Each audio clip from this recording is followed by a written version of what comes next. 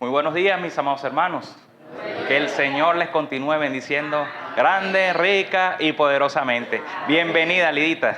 Dios te bendiga, qué gusto verte otra vez por acá. Qué bueno.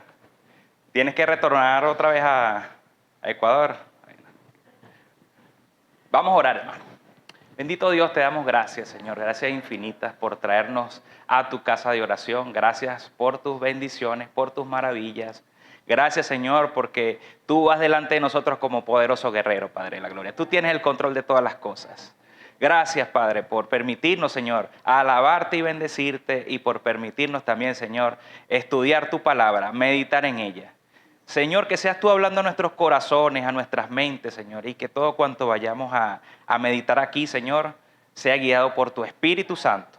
Que podamos aplicar a nuestras vidas, Señor, esas verdades, y también que las podamos compartir con otras personas. En el nombre de Jesús, amén y amén.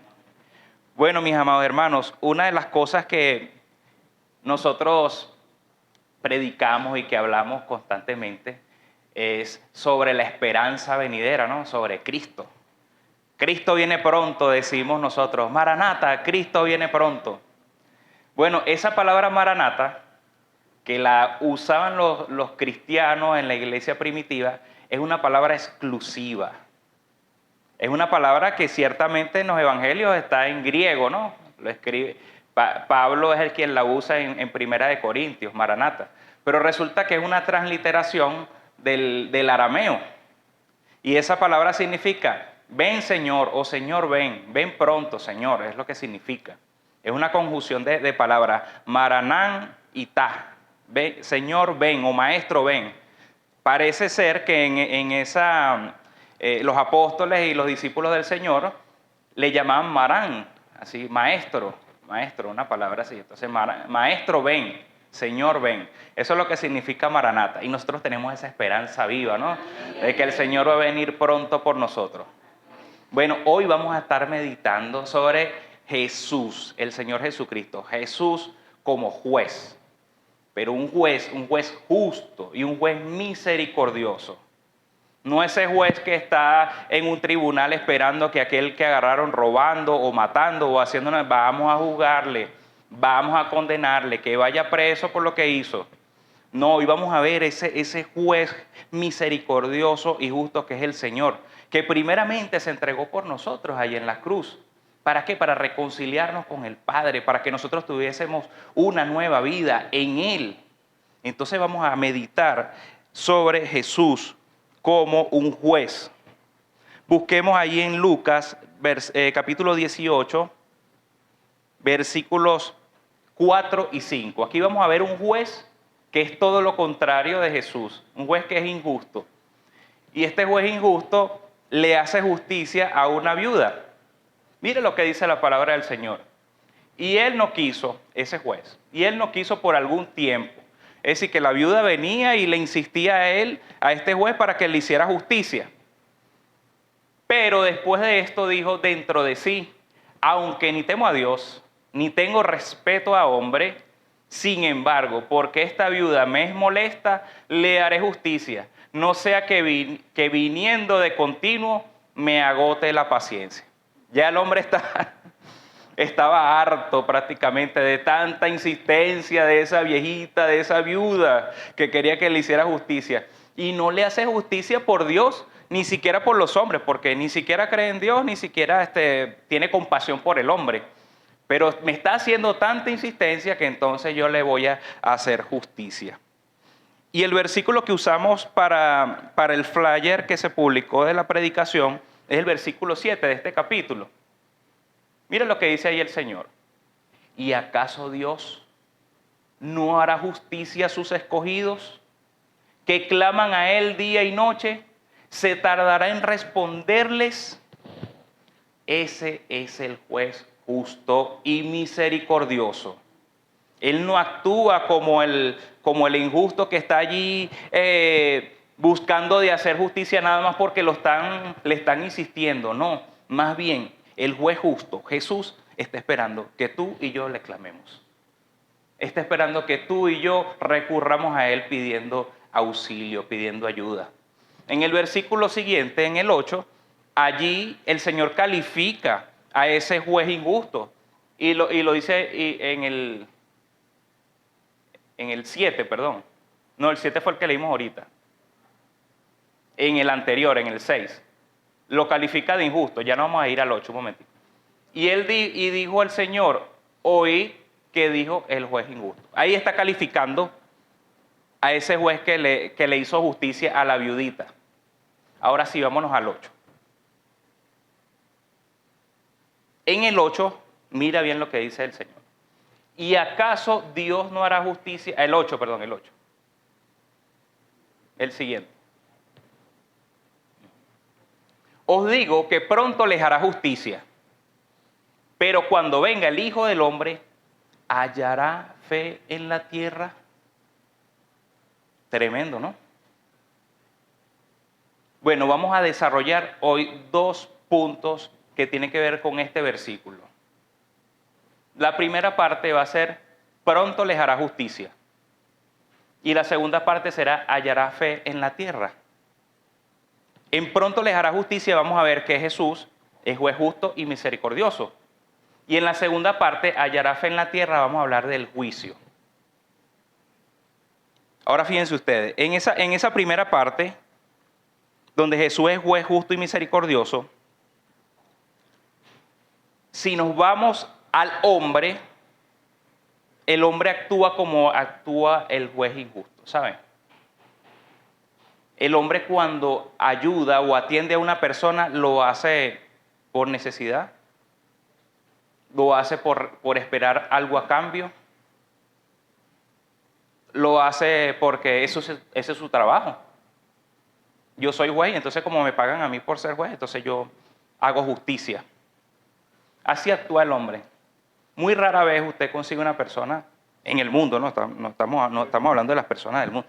Las personas del mundo que actúan con verdadero amor por el prójimo. Es muy raro que usted vea una persona así. Y lamentablemente, cuando consigue una persona así, esa persona le cuesta más recibir al Señor. Porque dice que es bueno. Y como es bueno, entonces cree que va a ganar el cielo por eso. Les cuesta más a esas personas que son rectas y que ayudan a las personas. Ellos dicen, no, yo con eso es suficiente. No le hago daño a nadie. No, yo todo lo contrario, más bien soy una persona que atiende pues, al necesitado. Les cuesta más llegar a Cristo. Nosotros, el mundo en general, cuando somos juzgados, nosotros más bien buscamos de justificarnos de alguna manera. Mira, Engelbert, esto que hiciste. Mira, Engelbert, esto qué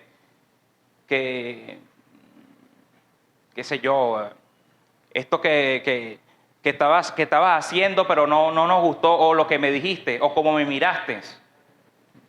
Cuando nos hablan así de esa manera, nosotros buscamos de justificarnos de alguna manera. Bueno, no, yo hice eso por esto, por esto, por esto y por esto. Buscamos de justificarnos, ¿verdad? Ahora, el Señor Jesucristo, como juez justo, cuando dice ahí la palabra, pronto les hará justicia, no se está refiriendo a una justificación, sino más bien a un estatus de Dios que está esperando que tú y yo le clamemos a Él, que está esperando que tú y yo recurramos a Él. Eso es lo que el Señor quiere. Nosotros los hombres juzgamos por las apariencias, cómo nos vestimos, qué hablamos, qué comemos, qué bebemos, qué música escuchamos. Así nosotros juzgamos a los hombres. Juzgamos por el género. En la iglesia decimos, no, la mujer no puede enseñar porque lo dice la Biblia. O buscamos ciertos estereotipos entre nosotros mismos. Bueno, no, las mujeres tienen que usar velo, tienen que usar falda. Y con eso juzgamos a las personas. Incluso cuando una persona fallece, viene también un debate entre nosotros mismos. ¿Será que esa persona la vamos a enterrar o la vamos a cremar? ¿Qué dice la Biblia al respecto? Ah, no, entonces los que dicen que tiene que ser enterrado tienen toda una justificación bíblica de eso. Y los que van a cremar también. Y así de esa manera vamos juzgando nosotros los hombres. No está bien eso, hermano. No está bien, eso no es lo que nos dice la palabra de Dios. La Biblia dice, vamos a buscar Romanos capítulo 14, versículo 1.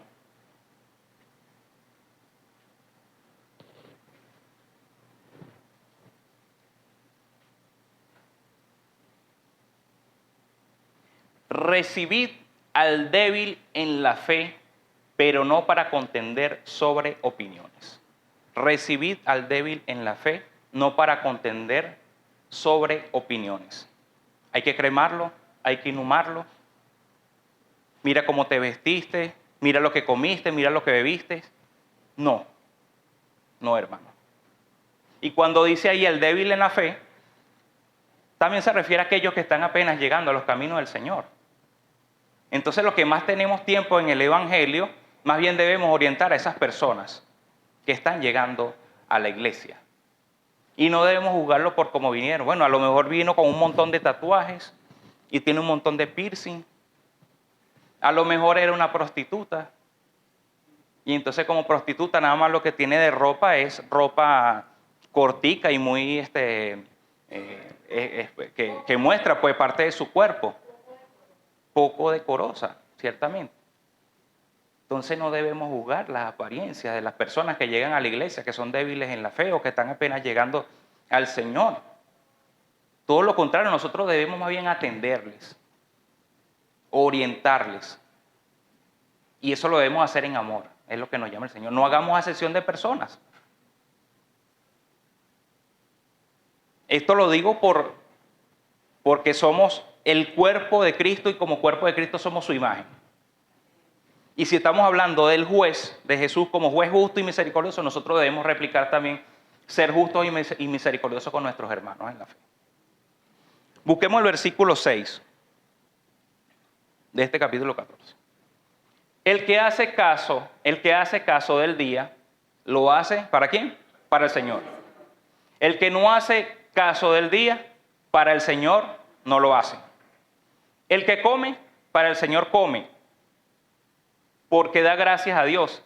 Y el que no come, para el Señor no come y da gracias a Dios. Vamos a buscar ahora los versículos 13 y 14. Vayan viendo la idea, ¿no? Unos hacen unas cosas y otros hacen otras. Hay diferentes opiniones. Así que ya no nos juzguemos más los unos a los otros, sino más bien decidid no poner tropiezo u ocasión de caer al hermano. Yo sé, dice Pablo, y confío en el Señor Jesús, que nada es inmundo en sí mismo. Mas para el que piensa que algo es inmundo, para él lo es. Mis queridos hermanos, el Señor no quiere que hagamos acepción de personas.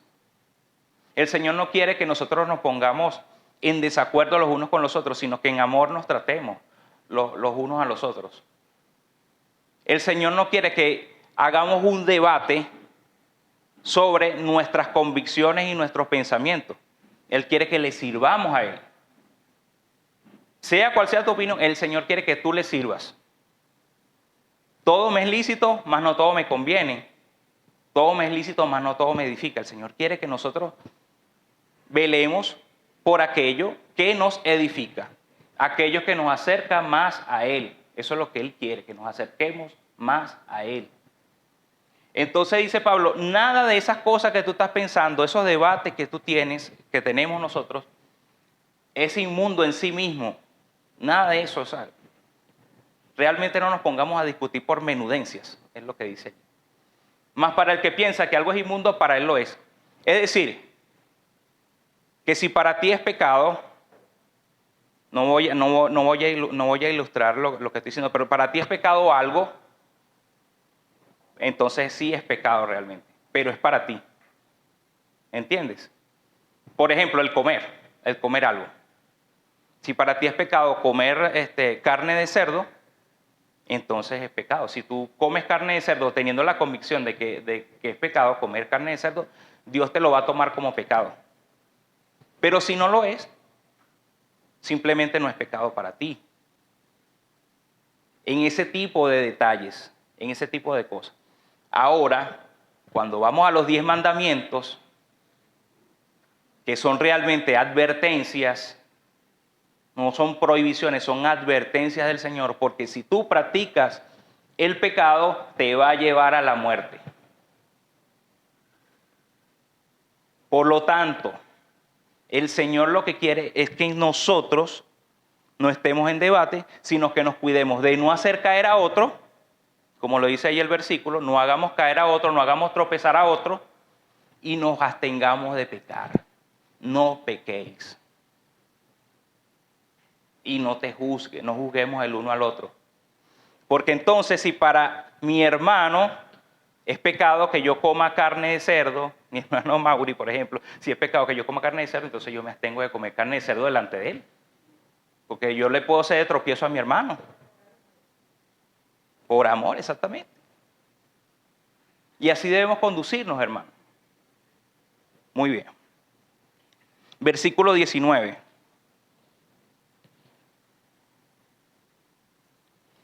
La orientación que nos dice el Señor aquí por medio de Pablo es: así que sigamos lo que contribuye a la paz y ¿a qué? Y a la mutua edificación. Así de simple, hermano. ¿Qué es la paz? Que no haya rencillas entre nosotros. Diferencias de opiniones sí las hay, pero bueno, nosotros llegamos al consenso y como decía la semana pasada, no es democracia, sino que busquemos qué es lo que dice la palabra de Dios. Vayámonos directamente a lo que dice la palabra de Dios. Busquemos la paz entre nosotros. Y busquemos que la mutua edificación. Mutuamente busquemos de acercarnos más al Señor Jesucristo. Atendámonos los unos a los otros en amor. Eso es lo que quiere el Señor. ¿Cómo juzga el Señor Jesucristo? ¿Cómo juzga Él? Él no vino para juzgar realmente. Él vino para salvar. Juan 8, 15 y 16. Juan 8, 15 y 16. Mira lo que le dice el Señor a los fariseos. Juan 8, 15 y 16. Vosotros juzgáis según la carne. Yo no juzgo a nadie, dice el Señor. Yo no juzgo a nadie. Y si yo juzgo, mi juicio es verdadero, porque no soy yo solo, sino yo y el que me envió, el Padre. El Señor no ha venido a juzgar, hermano. El Señor vino fue a salvar realmente. Y no es que no sea juez, sí es juez. Juez justo y misericordioso. Pero en su primera venida, Él vino fue a salvar lo que se había perdido. El mundo estaba completamente, hermano, condenado. Estaba condenado por el germen y la enfermedad del pecado. Y Jesús es la medicina para ese pecado. Entonces Él vino para salvar. Entonces no ha venido como juez, no para condenar al mundo. Igualmente los mandamientos de los que estamos hablando, los mandamientos no son para condenarnos. No lo son. Ni los mandamientos, ni lo que está en la Escritura son para juzgarnos, es para advertirnos, hermano. Que esas prácticas malas del hombre lo llevan a la muerte. Y no solamente porque Dios lo dice, sino que literalmente te lleva a la muerte. Una mentirilla así chiquitica, una mentirilla blanca, que usted diga, como dice, mentirilla blanca por allí, eso puede traerles consecuencias. Porque entonces para usted mantener su mentirilla blanca, tiene que decir otra mentira un poquitico más grande. Y después cuando viene a ver, tiene así una bola de nieve gigantesca que está detrás de usted corriendo. Y eso lo puede llevar a usted a la cárcel. Y llega a la cárcel y allí, bueno, lamentablemente se matan los unos a los otros, literalmente. Entonces, por una pequeña mentirilla, por un pequeño pecadillo, le puede llevar a usted a la muerte. Entonces, son advertencias que Dios mismo nos está dando para evitar la destrucción de la humanidad. Entonces, la humanidad más bien lo que hace es crearse leyes para justificar sus malas acciones. Juan 3:17.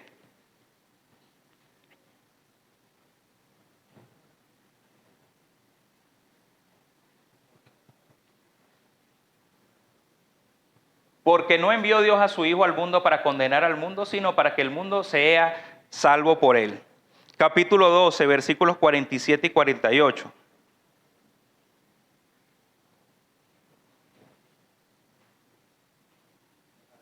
Al que oye mis palabras y no las guarda, yo le juzgo.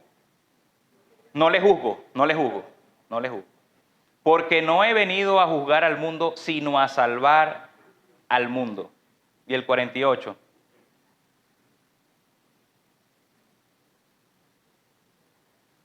El que me rechaza y no recibe mis palabras, tiene quien le juzgue. Y le juzga, mira, y dice, la palabra que he hablado, ella le juzgará en el día postrero. Los 10 mandamientos, las palabras del Señor Jesucristo, el desamor, el decirle a lo bueno que es malo. Esa palabra que el Señor ha dicho, esa es la que va a juzgar al hombre y a la humanidad en el día postrero. Ahí lo está diciendo claramente. Entonces, Él en sí mismo no está viniendo como juez. Está viniendo es como Dios Salvador y como Señor de la humanidad. Ahora bien, vayamos a Mateo 26, 52. Lo que le dijo el Señor a Pedro, cuando Pedro hirió al siervo del sumo sacerdote en la oreja.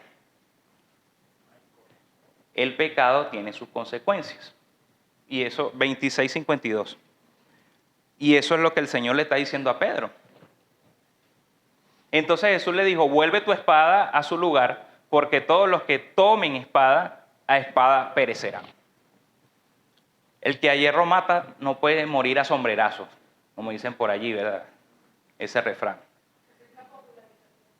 Sí, así es. Entonces los pecados tienen consecuencias. Eso quiere decir que el Señor nos perdona. El Señor nos perdona todos los pecados. Pero si tu pecado es grave, ese trae consecuencias, entonces tienes que enfrentar a las leyes, dependiendo del caso, o tienes que enfrentar a la persona que le hiciste daño. Y para eso también tienes que pedir perdón a la persona que le hiciste daño. Entonces el Señor le está advirtiendo ahí a Pedro, mira, vuelve otra vez tu espada ahí a su lugar. Porque el que mata con espada también va a morir. Hebreos 7, 24 y 25.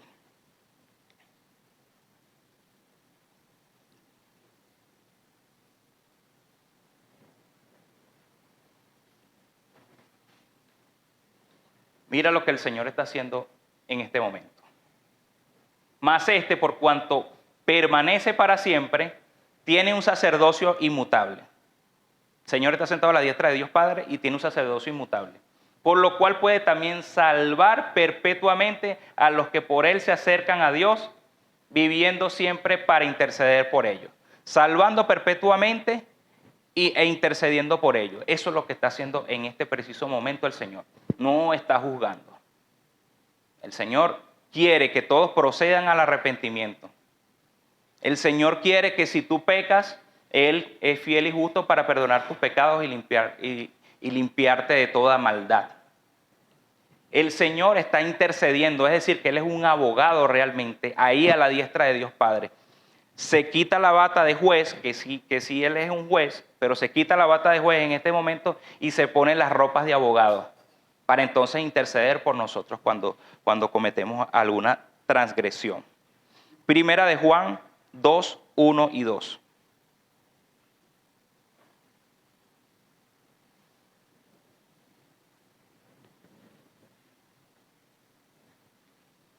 Hijitos míos, estas cosas os escribo para que no pequéis. Y si alguno hubiere pecado, abogado tenemos para con el Padre, a Jesucristo el justo. Y Él es la propiciación por nuestros pecados, y no solamente por los nuestros, sino también por los de todo el mundo. Es decir, que el Señor, como no quiere que nadie se pierda, su salvación es para toda la humanidad. Ahora bien, solamente aquellos que creen en Él son los que tienen la oportunidad de ser beneficiarios de Él como un abogado y como un intercesor. El Señor quiere que nosotros vayamos a su presencia, lo he dicho varias veces. Vamos a buscar entonces en Mateo 11, 28 y 29. ¿Qué nos dice el Señor? Vayamos entonces a su presencia. Venid a mí todos los que estáis trabajados y cargados, ¿no? Dice el Señor. Mateo 11, 28 y 29.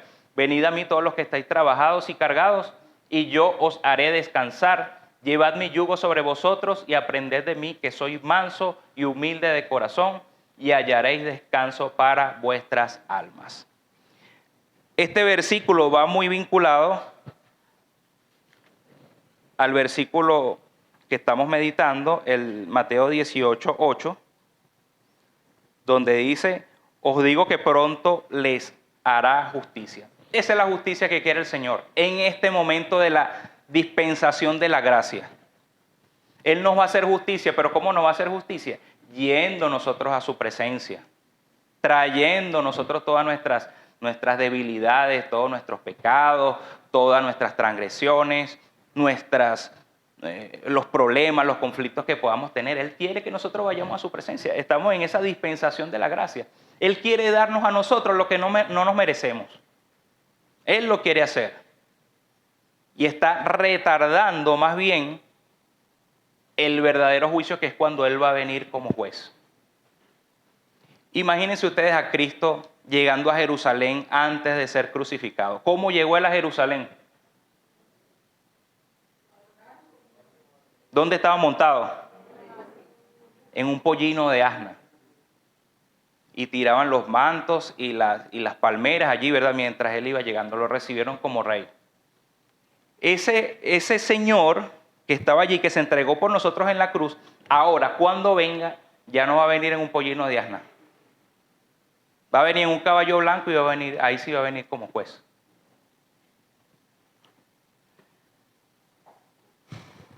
Vámonos a la segunda parte. La segunda parte es el juicio.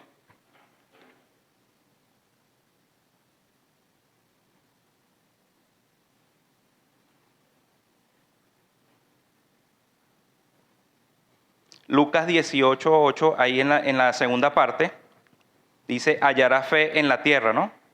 Esa es la parte que vamos a desarrollar ahorita. ¿Será que cuando el Señor venga hallará fe en la tierra? ¿Usted qué opina, hermano? ¿Usted cree que va a hallar fe en la tierra? Usted dice que sí. ¿Usted cree que va a hallar fe en la tierra el Señor cuando venga, la segunda vez? Bueno, vamos a ver qué dice la palabra. Vamos a ver qué dice. Apocalipsis 19, 1 y 2.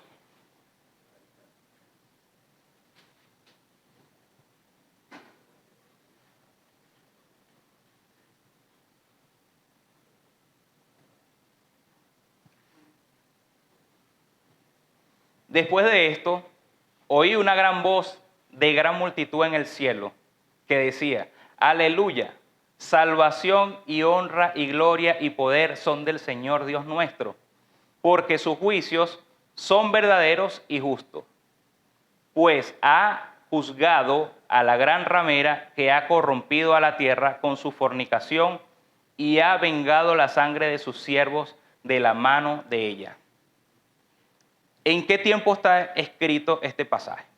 Allí cuando dice, porque pues ha juzgado. En pasado. Es decir, que ya esto es después de la gran tribulación. Pasó la gran tribulación, ya el Señor juzgó. Vayámonos ahora al versículo 11.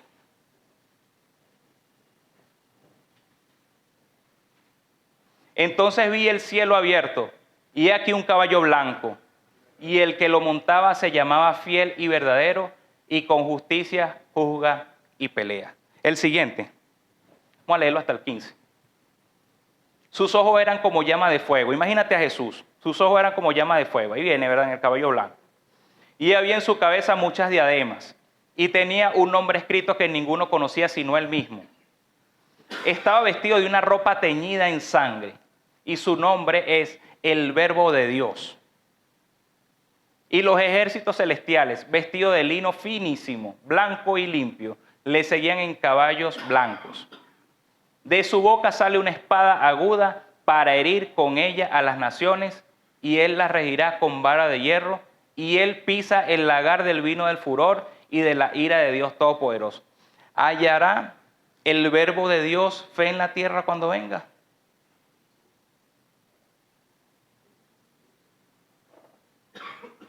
Yo creo que no, hermanos.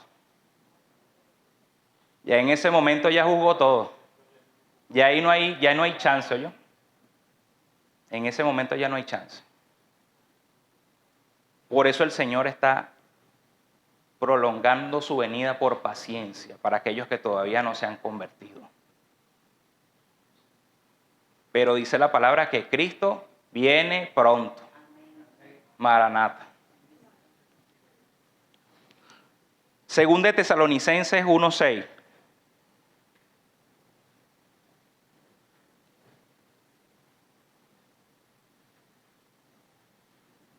Porque es justo delante de Dios pagar con tribulación a los que os atribulan.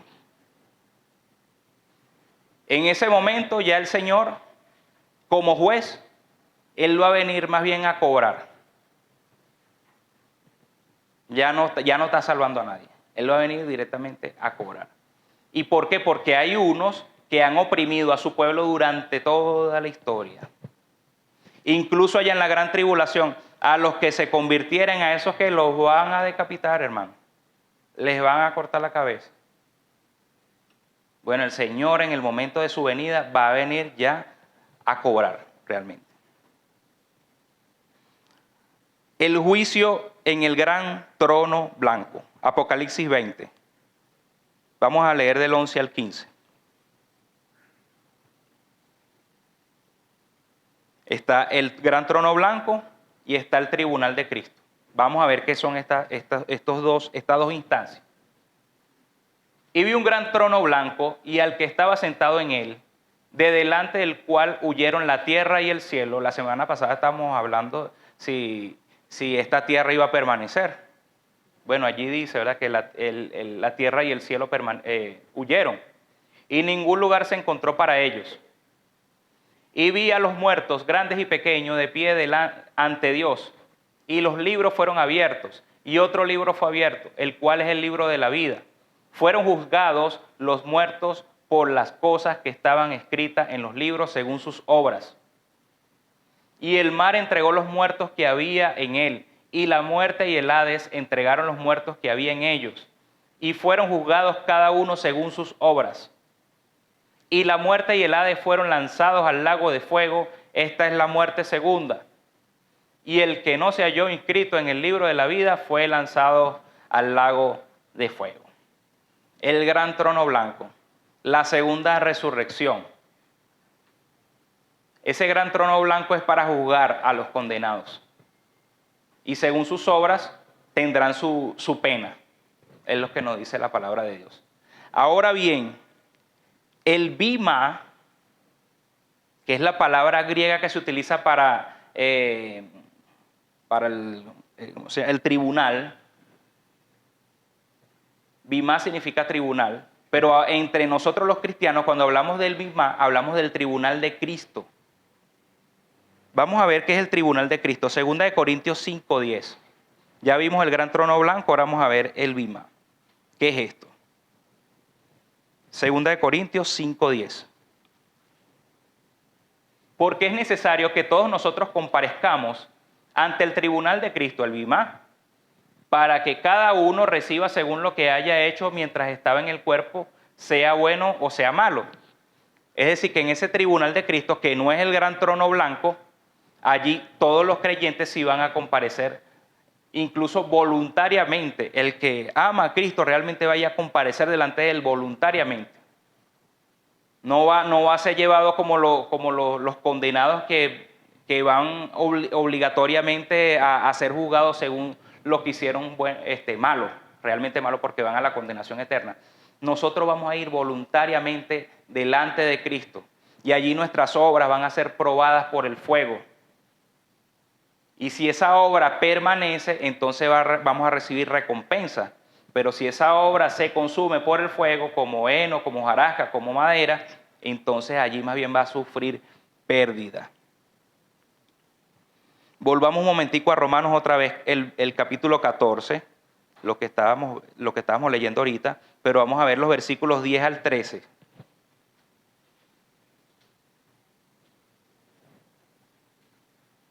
Romanos 14, del 10 al 13. Pero tú, ¿por qué juzgas a tu hermano? ¿O tú también? ¿Por qué menosprecias a tu hermano?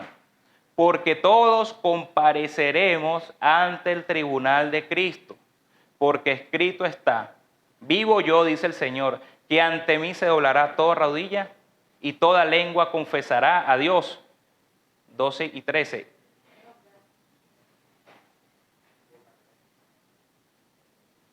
De manera que cada uno de nosotros dará a Dios cuenta de sí. Y el 13. Así que ya no nos juzguemos más los unos a los otros, sino más bien decidid no poner tropiezo u ocasión de caer al hermano. Ya ese lo habíamos leído antes, ¿no?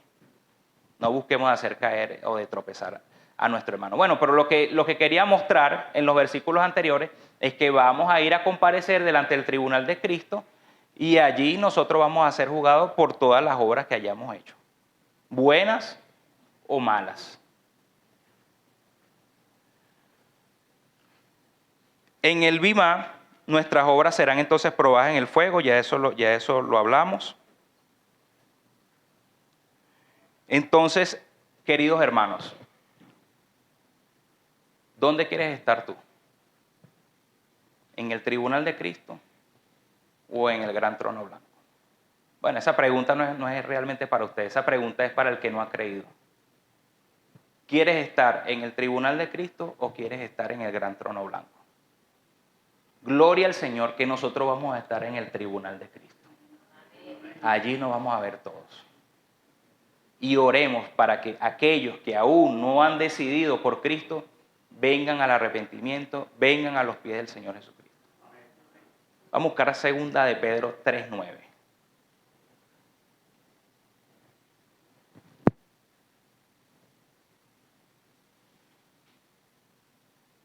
El Señor no retarda su promesa, según algunos la tienen por tardanza, sino que es paciente para con nosotros, no queriendo que ninguno perezca, sino que todos procedan al arrepentimiento. Yo estoy seguro que en el corazón de nuestro Señor, Él quiere que en ese trono blanco no haya nadie, hermano. Estoy seguro de eso. Él no quiere que allí esté ninguno. Él quiere que todos procedan al arrepentimiento, que todos sean salvos. Así como lo está escribiendo aquí Pedro, inspirado por el Espíritu Santo. De hecho, yo quería en el flyer de esta predicación colocar un tribunal así vacío. Porque eso es lo que el Señor tiene en su corazón. Y nosotros debemos procurar que sea así, hermano. Por eso no debemos dejar de predicar a ninguna criatura. A toda persona debemos nosotros predicarle, hermano. Con el testimonio, con la palabra de Dios, con la Biblia en mano. Prediquemos, hermano. Para que ese tribunal no tenga nadie, hermano. No haya nadie en ese tribunal. Lamentablemente sí van a haber muchos. Muchos que no han creído. Romanos 5:1 y ya con esto terminamos.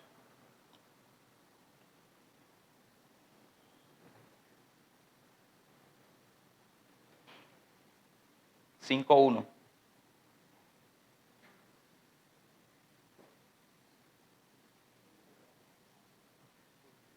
Justificados pues por la fe, tenemos ¿qué? Paz para con Dios por medio de nuestro Señor Jesucristo. El que es justificado por la sangre de Cristo no tiene cuentas con Dios, hermano, porque el Señor lo perdonó, lo redimió. Entonces ya no hay nada que nos lleve a la condenación eterna, porque en Él hemos creído, porque Él nos ha justificado, porque Él nos ha salvado con su sangre preciosa. Oremos. Amado Dios, queremos darte gracias infinitas, Señor, por la salvación maravillosa que tú nos regalas, Señor. Gracias, Padre, porque tu Hijo Jesús es juez justo y misericordioso, que aún en este momento está salvando perpetuamente y como abogado está intercediendo por los santos. En el nombre de Jesús, te pedimos, Señor, por esas almas que se están perdiendo, Señor. Esas almas que tienen su nombre anotado para ir al tribunal blanco, al trono blanco. Te pedimos por ellos, Señor, para que procedan al arrepentimiento, para que sean justificados, Señor, por la fe, para que vengan a tus pies, Señor, para que procedan al arrepentimiento, amado Padre. Bendice, Señor, a cada uno de mis hermanos presentes y úsale a ellos como instrumento tuyo, Señor, para llevar palabra de bendición a toda criatura. En el nombre de Jesús, nos dejamos en tus manos y te damos gracias. Amén